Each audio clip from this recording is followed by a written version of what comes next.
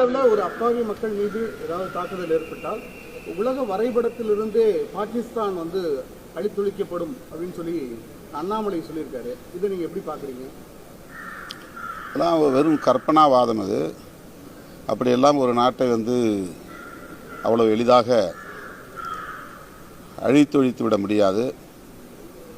நாடு இல்லாமலேயே பயங்கரவாதம் என்பது தலை தூக்கி இருக்கிறது. இயக்கமாக இருந்தாலே அவர்கள் ஒரு நாட்டுக்கு எதிரான போரை தொடர்ந்து நடத்த முடியும் என்பதற்கு பல சான்றுகளை நாம் சொல்ல முடியும்.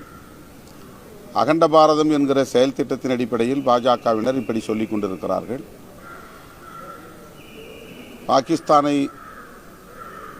இந்தியாவோடு சேர்ப்பது, ஆப்கானிஸ்தான் வரையிலும் அகண்ட பாரதம் அமைப்பது என்றெல்லாம் இவர்கள் தங்களின் இந்துத்துவ அஜெண்டாவிலே வைத்திருக்கிறார்கள்.